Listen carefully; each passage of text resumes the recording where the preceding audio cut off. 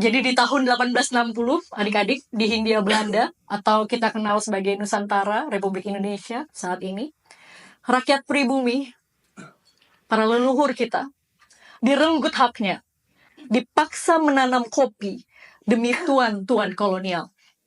Hidup mereka tergadai dalam ketidakadilan. Judulnya, Kabarkan Kisah Bunga yang Dipanah.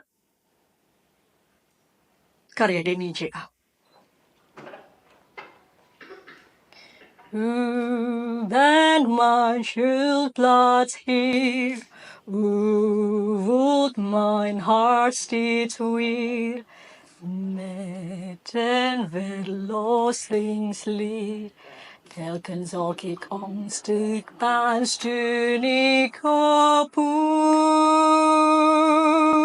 Ik vertrouw op u.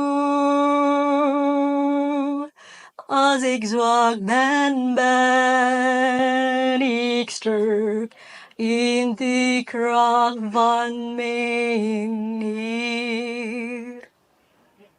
Di lereng Gunung Lebak, di antara pagi yang berkabut tipis, petani tua menatap sawah kosong. Bukan padi yang tumbuh di sana, tapi kopi untuk Belanda.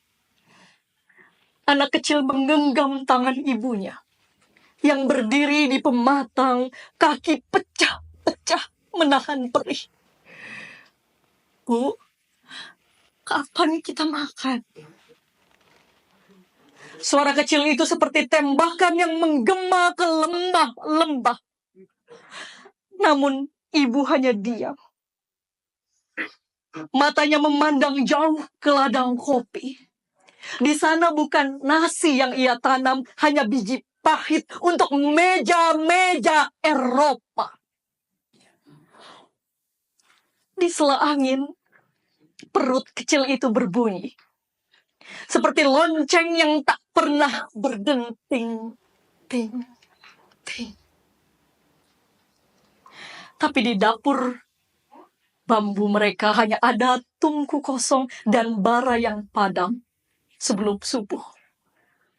Suara derita itu seolah hilang, terkubur dalam sunyi. Ia bunga yang dipanah berdarah, tetapi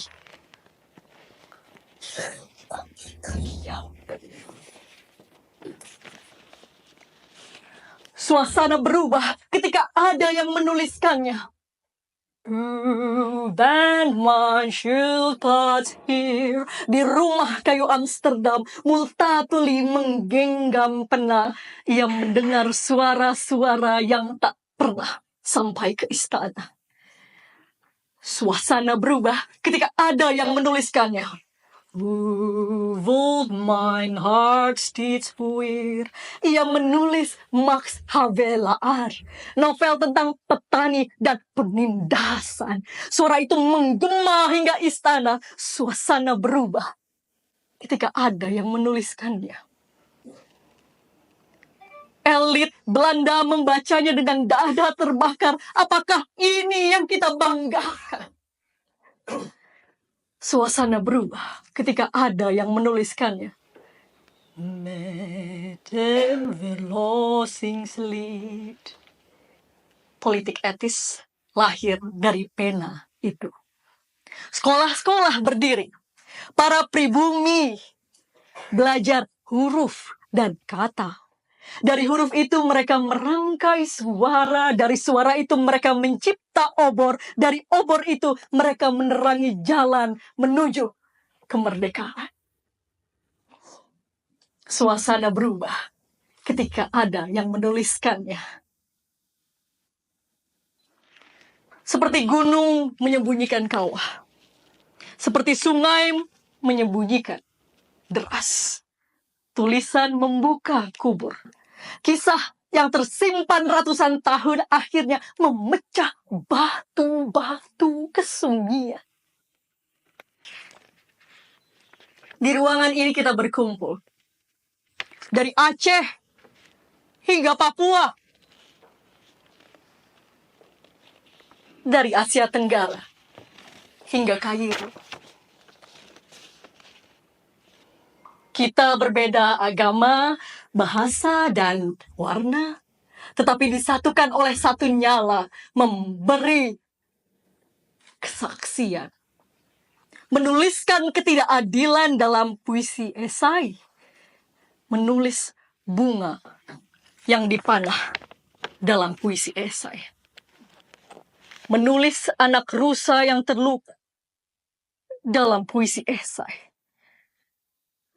Karena kita belajar dari sejarah, suasana dapat berubah ketika ada yang menuliskannya.